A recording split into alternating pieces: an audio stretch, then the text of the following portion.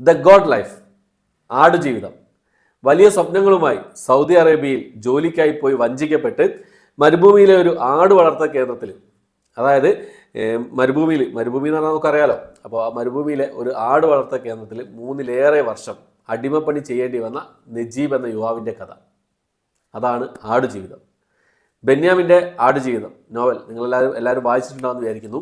ഞാൻ വായിച്ചിട്ടില്ല, വായനാശീലം വളരെ കുറവാണ്, അതുകൊണ്ട് തന്നെ ഞാൻ വായിച്ചിട്ടില്ല. ഇപ്പോൾ 2008 ആ കാലഘട്ടത്തിലാണ് ഈ ഒരു നോവൽ എഴുതപ്പെടുന്നത്. അപ്പോൾ ആ ഒരു സമയത്ത് തന്നെ നമ്മുടെ ബ്ലസ്സി, മലയാള സിനിമയിലെ സംവിധായകൻ ബ്ലസ്സി ഈ ഒരു സിനിമ ആടുജീവിതം എന്ന് പറഞ്ഞ ഈ ഒരു നോവൽ സിനിമയാക്കാൻ ഇറങ്ങി പുറപ്പെട്ടു. അദ്ദേഹത്തിൻ്റെ ഒരു മാസ്റ്റർ പീസ് എന്ന് തന്നെ നമുക്ക് വിശേഷിപ്പിക്കാവുന്ന ഒരു സിനിമയിലേക്ക് എത്തപ്പെട്ടിരിക്കുകയാണ് ഇപ്പോൾ. 16 വർഷങ്ങൾ, നീണ്ട 16 വർഷങ്ങൾ ബെന്യാമിൻ്റെ ആടുജീവിതം, അതിനെ അടിസ്ഥാനമാക്കി നമ്മുടെ ബ്ലസ്സി തിരക്കഥയും സംവിധാനവും നിർവഹിച്ച സിനിമയാണ്, മലയാളം മൂവിയാണ് ആടുജീവിതം. ദ ഗോഡ് ലൈഫ് എന്നാണ് ഈ ഒരു സിനിമ. അപ്പോൾ ഈ ഒരു സിനിമ റിലീസ് ചെയ്യാൻ തയ്യാറെടുക്കുകയാണ്. 29-ാം തീയതിയാണ് ഈ സിനിമ റിലീസ് ചെയ്യുന്നത്. അപ്പോൾ ഈ നോവലിന് കേരള സാഹിത്യ അക്കാദമിയുടെ ഏറ്റവും നല്ല മലയാളം നോവലിനുള്ള അവാർഡിനൊക്കെ ഈ ഒരു നോവൽ തിരഞ്ഞെടുക്കപ്പെട്ടിട്ടുണ്ട്. അപ്പോൾ ഇനിയിപ്പോൾ നമുക്ക് സിനിമയിലേക്ക് വരികയാണെങ്കിൽ, സിനിമയിൽ അഭിനയിച്ചിട്ടുള്ളത് പൃഥ്വിരാജും അതുപോലെ തന്നെ അമല പോളൊക്കെയാണ് ഈ സിനിമയിൽ പ്രധാന വേഷം കൈകാര്യം ചെയ്തിട്ടുള്ളത്.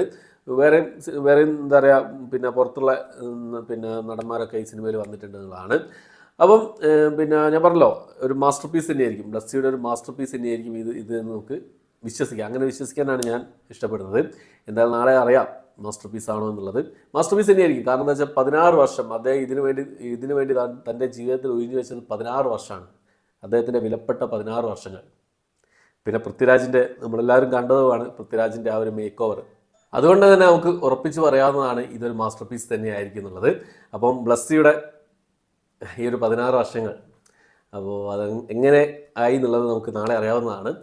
അപ്പോൾ ഈ സിനിമയുടെ മ്യൂസിക് നിർവഹിച്ചിട്ടുള്ളത് AR റഹ്മാനാണ്. കുറേ കാലങ്ങൾക്ക് ശേഷം മലയാളത്തിലേക്ക് ഉള്ള തിരിച്ചുവരവാണ് AR റഹ്മാൻ്റെ. ഇതിനു മുമ്പേ തന്നെ പെരിയോൻ എന്നുള്ള പാട്ടൊക്കെ സൂപ്പർ ഹിറ്റായി മാറി കഴിഞ്ഞു.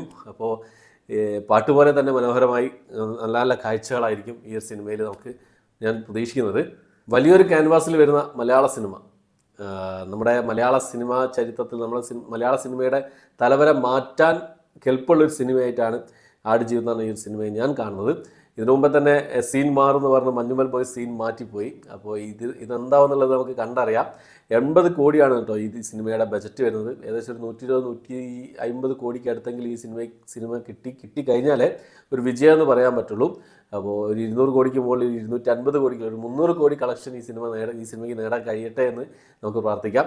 അപ്പം ഞാൻ പറഞ്ഞല്ലോ, ഈ സിനിമയുടെ ക്യാമറ KU മോഹനാണ്. ക്യാമറ വർക്കും കാര്യങ്ങളൊക്കെ കിട്ടുന്നത് തന്നെയായിരിക്കും. നല്ലൊരു എന്താ പറയുക, നമ്മുടെ ദൃശ്യ ഭംഗി നമുക്ക് കാണാൻ കഴിയുന്ന നല്ലൊരു എന്താ പറയുക വിഷ്വൽ ട്രീറ്റ് തന്നെയായിരിക്കും ഈ സിനിമ എന്നാണ് ഞാൻ മനസ്സിലാക്കുന്നത്.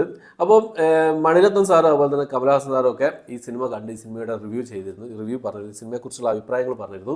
അത് തന്നെയാണ് ഈ സിനിമയുടെ ഫസ്റ്റ് റിവ്യൂ എന്ന് തന്നെ പറയാം. ഈ സിനിമ കണ്ടിട്ട് പറയുന്ന ആദ്യത്തെ റിവ്യൂ എന്ന് തന്നെ പറയാം. ഇവർ പറഞ്ഞ കാര്യങ്ങൾ അതെന്താണെന്ന് നോക്കാം നമുക്ക്. ഈ സിനിമയുടെ ഫസ്റ്റ് റിവ്യൂ, അതാണ് ഈ സിനിമയുടെ ഫസ്റ്റ് റിവ്യൂ. കമലഹാസൻ സാറും അതുപോലെ തന്നെ മണിരത്നം സാറാണ് ഈ സിനിമയുടെ ഫസ്റ്റ് റിവ്യൂ പറഞ്ഞത്. അതെന്താണ് നോക്കാം നമുക്ക്. It's amazing, it's breathtaking, all the visuals. Prithviraj has really done an amazing work. I think the whole team, I don't know how you did it. Amazing. Congrats. I thank Blassi. It's a hard work. It has really happened to someone.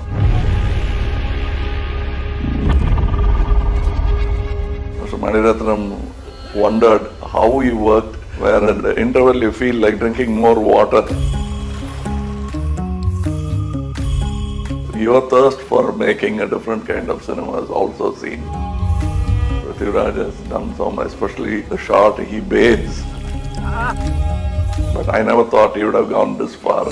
The cameraman, it's very difficult. Filmmakers, we understand. I want the audience also to understand that.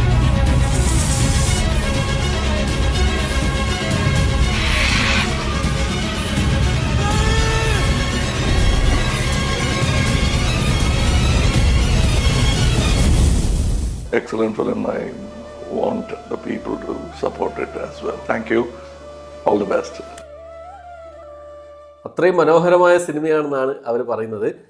എന്താ പറയുക, പിന്നെ ആ ഒരു പിന്നെ വെള്ളത്തിനടിയിലുള്ള ആ സീനും കാര്യങ്ങളൊക്കെ കണ്ട് അത്ഭുതപ്പെട്ടു നിന്ന് പോയി എന്നാണ് പറഞ്ഞത്. പിന്നെ അതുപോലെ തന്നെ പൃഥ്വിരാജിനെ കുറിച്ചും ബ്ലസ്സിയെക്കുറിച്ചാണ് കമലഹാസൻ സാർ പറഞ്ഞത്. എന്താണ് ഇത് കാണാൻ, എന്താ പറയുക, ഇത് സ്ക്രീനിൽ കാണാൻ ഭയങ്കര എന്താ പറയുക, ഒരു എത്രയും പെട്ടെന്ന് നാളെ രാവിലെ ആവണമെന്നാണ് ഞാൻ ആഗ്രഹിക്കുന്നത്.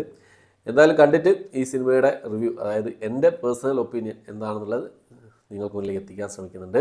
ഈ കഥ ഞാൻ വായിച്ചിട്ടില്ല, അതുകൊണ്ട് തന്നെ എനിക്ക് കഥ അറിയാം, എന്താണ് സംഭവം എന്നുള്ളത് എനിക്കറിയാം, പക്ഷേ കഥ ഞാൻ വായിച്ചിട്ടില്ല.